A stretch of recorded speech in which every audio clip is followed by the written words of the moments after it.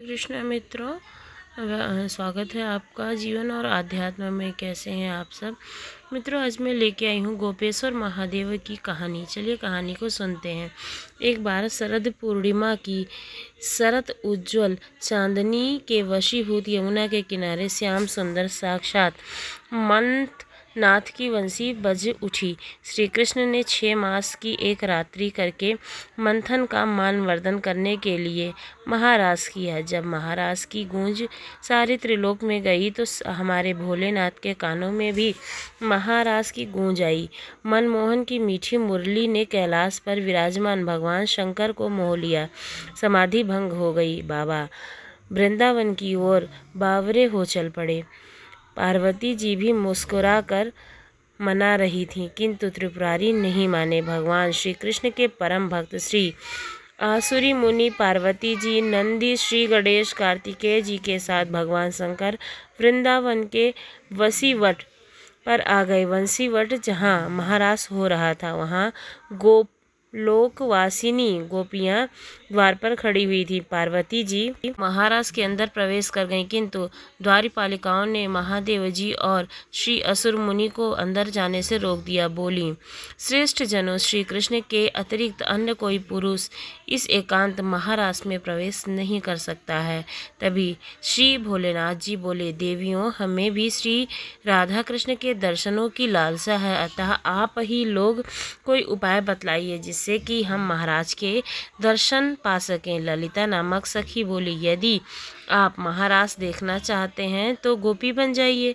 मानसरोवर में स्नान कर गोपी का रूप धारण करके महारास में प्रवेश हुआ जा सकता है। फिर क्या था, महादेव श्री अर्धा नारेश्वर के पूरे नारी रूप में बन गए। श्री यमुना जी ने शोषण श्रृंगार कर दिया तो सुंदर बिंदी, चूड़ी, नुपुर, ओढ़नी और ऊपर से हाथ भर का घूंघट भी भगवान शिव ने कर लिया था। साथ में युगल मंत्र का उपदेश भगवान शिव के कान में दिया गया।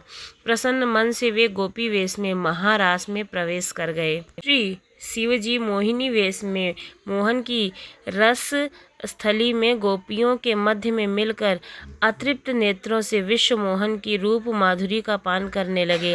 नटवर वेशधारी श्री रास विहारी रासेश्वर रसमयी श्री राधा रानी और गोपियों के नृत्य तथा रास करते हुए देख नटराज भोलेनाथ भी स्वयं ताता थैया कर नाच उठे। मोहन ने ऐसी मोहिनी वंशी बजाई कि सुधि बुद्धि खो गए भोलेनाथ। बनवारी ने क्या कुछ छिपाया, भगवान कृष्ण के साथ थोड़ी देर तो नाचते रहे, लेकिन जब पास पहुँचे तो भगवान बोले कि रास के बीच थोड़ा हंस परिहास हो जाए तो रास का आनंद दोगुना हो जाएगा। भगवान बोले कि अरे गोपियाँ, तुम मेरे साथ कितनी देर से नृत्य कर रही हो, लेकिन तुम्हारा चेहरा देखा ही नहीं, क्योंकि तुम गोपियाँ घूंघट में भी थीं। गोपियाँ बोली कि प्यारे, आपसे क्या छिपा है, आप देख लो हमारा चेहरा। लेकिन जब शंकर भगवान ने सुना तो भगवान शंकर बोले कि ये कन्हैया को रास के बीच में क्या सूझा, अच्छा भला रास चल रहा था, मुख देखने की क्या ज़रूरत है। ऐसा मान में सोच रहे थे कि आज कन्हैया फजती पर ही तुला हुआ है। भगवान कृष्ण बोले कि गोपियाँ, तुम सब लाइन लगाकर खड़ी हो जाओ और मैं सब का नंबर से दर्शन करूँगा। भगवान शिव बोले, अब तो काम बन गया, लाखों करोड़ों गोपियाँ हैं, मैं सब से अंत में जाकर खड़ा हो जाऊंगा। कन्हैया मुख देखते देखते थक जाएंगे और मेरा नंबर भी नहीं आएगा। सभी गोपियाँ एक लाइन से खड़ी हो गईं और अंत में भगवान शिव खड़े हो गए।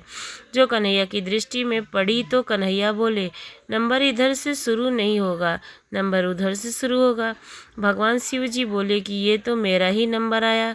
भगवान शिव दौड़कर दूसरी ओर जाने लगे और भगवान कृष्ण गोपियों से बोले, गोपियाँ, पीछे किसी गोपी का मैं मुख दर्शन करूँगा, पहले इस गोपी का मुख दर्शन करूँगा, और मुख दिखाने में इतनी लाज शर्म कर रही है। इतना कह करके भगवान शिव की तरफ दौड़े और उन्हें पकड़ लिया और घूंघट ऊपर किया और कहा, आओ गोपेश्वर आओ, आपकी जय हो, बोलो गोपेश्वर भगवान की जय, शंकर भगवान की जय।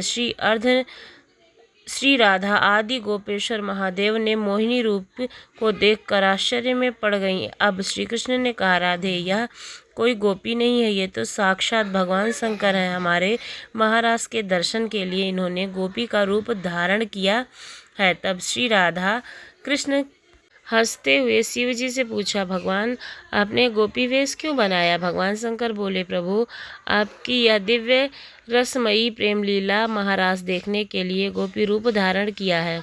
इस पर प्रसन्न होकर श्री राधा जी ने श्री महादेव जी से वर मांगने को कहा तो श्री शिव जी ने यह वर मांगा, हम चाहते हैं कि यहाँ आप लोगों के चरण कमलों में सदा ही हमारा वास हो। आप दोनों के चरण कमलों के बिना हम कहीं अन्यत्र वास करना ही नहीं चाहते हैं। इसके बाद सुंदर महारास हुआ। भगवान कृष्ण ने कथक नृत्य किया और भगवान शिव ने तांडव, जिसका वर्णन माँ सरस्वती भी करना चाहे तो नहीं कर सकती। खूब आनंद आया। भगवान कृष्ण ने ब्रह्मा जी की एक रात्रि ले ली और लेकिन गोपियाँ इसे समझ नहीं पाईं। केवल अपनी गोपियों के प्रेम के कारण कृष्ण ने रात्रि को बढ़ाकर इतना दीर्घ कर दिया कि गोपियों ने एक रात कृष्ण के साथ अपने प्राण प्रिय पति के रूप में बिताई है। लेकिन यह कोई साधारण रात नहीं थी, ब्रह्मा की रात्रि थी और लाखों वर्ष तक चलती रही। आज भी वृंदावन में निधिवन के प्रतिदिन भगवान कृष्ण रास करते हैं। कृष्ण के लिए सब कुछ करना असंभव है क्योंकि वो भगवान है। इस प्रकार भगवान ने महारास लीला को किया है। सुखदेव जी महाराज परीक्षित जी से कहते हैं, राजन जो इस कथा को सुनता है उसे भगवान के रसमय स्वरूप का दर्शन होता है। इसके अंदर से काम हटकर श्याम के प्रति प्रेम जागृत होता है और उनका हृदय रोग दोष से मुक्त हो जाता है। भगवान श्री कृष्ण ने तथास्तु कह करके कालिंदिनी के निकट निकुंज के पास वसीवट के सम्मुख भगवान महादेव जी को श्री गोपेश्वर महादेव के नाम से स्थापित कर विराजमान किया और श्री राधा कृष्ण और गोपियों ने उनकी पूजा की और कहा कि श्री ब्रज वृंदावन की यात्रा तभी पूर्ण होगी जब आपके दर्शन होंगे। आपके दर्शन के बिना यह यात्रा अधूरी रहेगी। भगवान शंकर वृंदावन में आज भी गोपेश्वर महादेव के रूप में विराजमान है और भक्तों को अपने दिव्य गोपी वेश में दर्शन दे रहे हैं। गर्भगृह के बाहर पार्वती जी, श्री गणेश जी, श्री नंदी जी विराजमान है। आज भी संध्या के समय भगवान गोपेश्वर के दिव्य श्रृंगार होते हैं। को ये कहानी, ये जानकारी कैसी लगी ज़रूर बताइए। हरे कृष्णा।